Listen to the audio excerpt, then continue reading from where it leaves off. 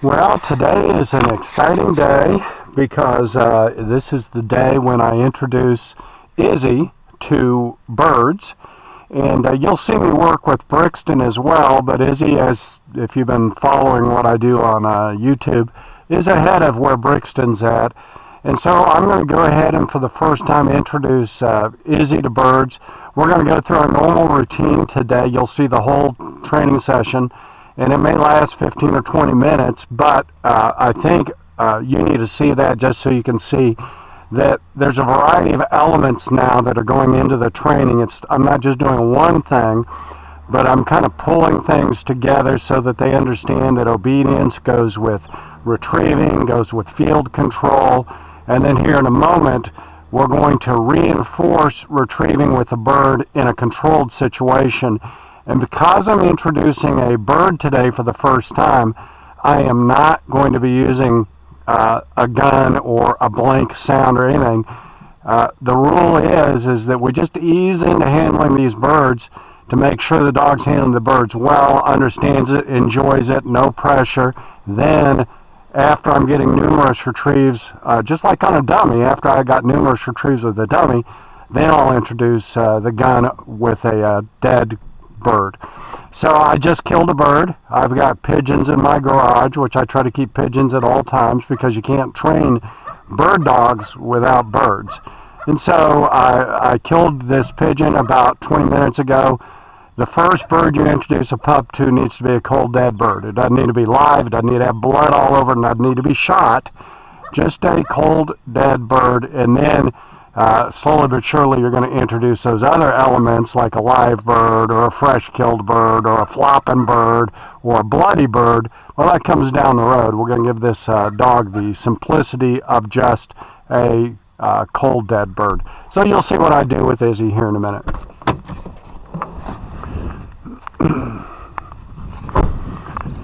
So per usual, we'll start with Izzy. Grab the dummy, and you can see the dead pigeon there in the back of the pickup. Well, I'll grab that here in a minute. And whenever you deal with dead birds, wear your gloves. I got sick once because I was handling dead birds too much. Ended up in the hospital. I got an exotic virus or bacteria, and so I always wear gloves now when I handle birds. Okie dokie, let's get Izzy out and we'll see what she does.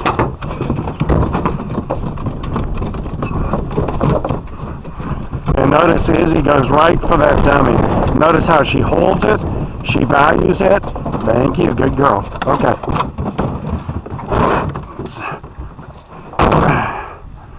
And we're going to just do our field work per normal, per usual. That dog needs to get used to running in a field with you there, and they need to learn to check in, not get out of control. And so 3 days a week, when we go and do this kind of work, she's learning that I am always present with her in the field. She's not running free, in other words. And look how she's covering her ground. So Izzy's getting bigger and stronger, and the bigger and the stronger she gets.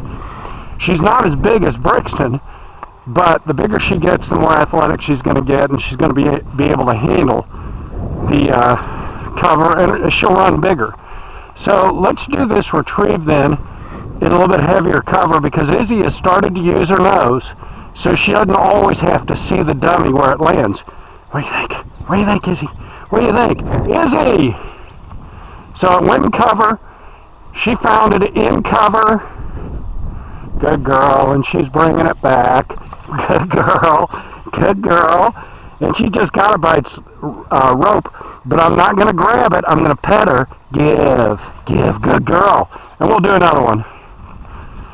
And this time not in cover, just I want to see her hold that dummy firm, and I'm not happy when she just retrieves it by the rope. So, Izzy! Oh, she didn't see it. So remember from a couple of weeks ago, I'm just going to get her in the vicinity and let her nose do the work. This is a good exercise.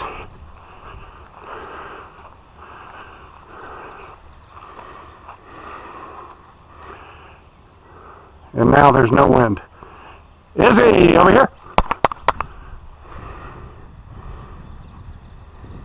She's got to get downwind of that object. And she found it. Okay. Here. Here. Izzy. Here. Here. Oh, and Izzy has never done that. Oh, here she comes. So she picked it back up and brought it in. It's a sloppy retrieve, but I'll take it. All right. So that's Izzy. Not spectacular work. Izzy usually holds that dummy firmly in her mouth, and today, who knows? She's a dog. Not handling it as well as I would like to see it.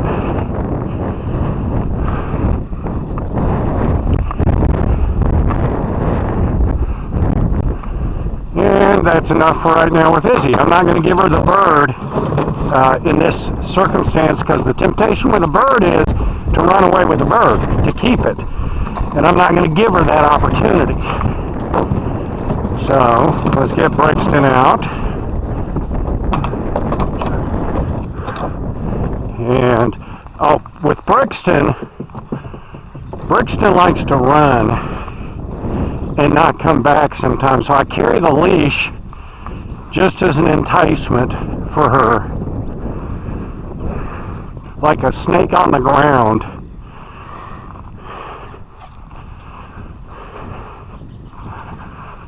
And of course, just see, she's a big cocker female. She's strong, she's athletic. You can tell she's got Izzy by about 5 pounds. And I just love the way this dog runs. You can just tell also that she's got just a natural instinct to hunt. But just like before, the last couple of weeks, I don't use the command here with her because she's not ready for it. And when you give commands that you're sure that dog's going to disobey, all you're teaching the dog to do is to ignore that command. So, no here command. I will just try and get a hold of her.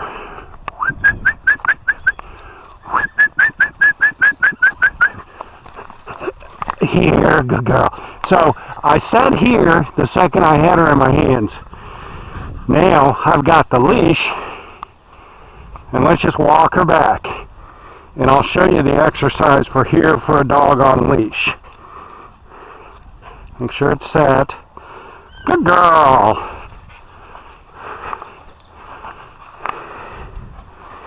Good girl. No pressure. I'll let her get to the end of that leash. Here. And I reel her in.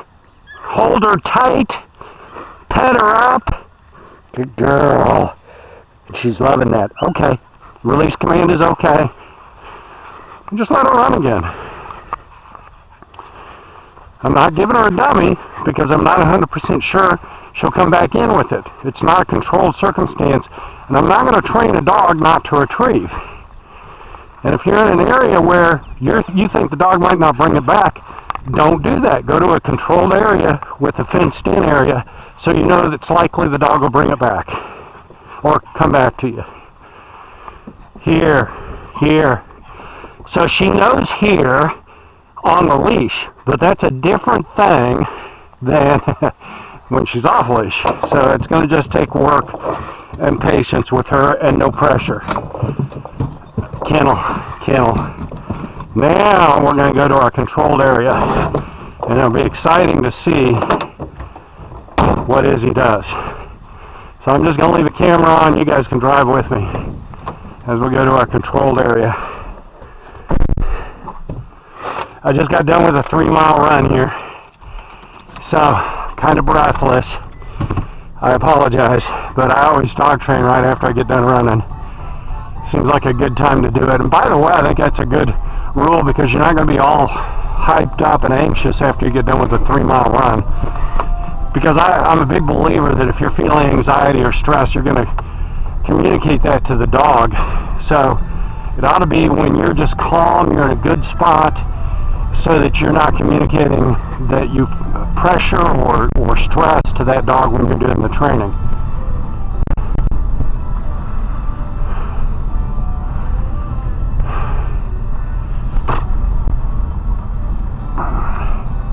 So this is our little city park area. Now I have area where I can shoot birds north of town about 10 miles, but for most of my training early on, I don't leave town. I just do it here at the park area.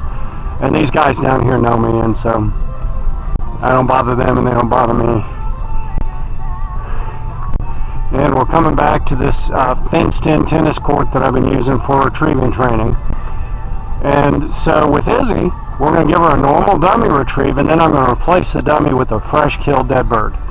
And then after I use that dead bird, I'm going to take it home and freeze it so I can use it multiple times, because I paid $10 a bird for these pigeons, so you got to get your money's worth. All right, let me get something to drink.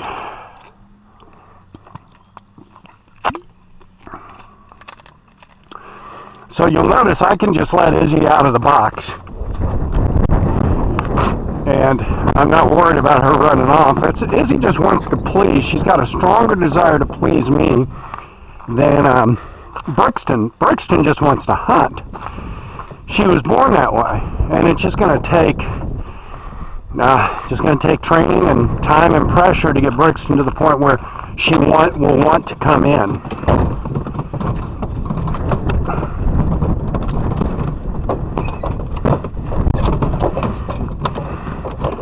So one of the things Izzy just found that bird almost.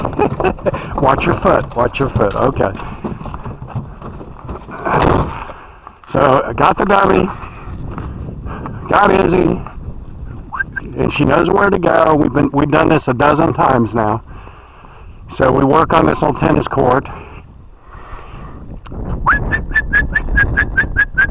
She's responding to the whistle. You saw that. Izzy! And I threw that dummy all the way the length of the tennis court. And I'm going back to sit down. Remember, on retrieving training, it's good to just relax, sit down. Sitting down communicates to that dog that you trust him. Look how she's coming in. Good girl. And I don't grab the dummy. She sits there and holds it. Give. Good girl. Perfect. That's such a nice retrieve. So I hope you noticed that was a stress-free retrieve. Now, I've got gloves on.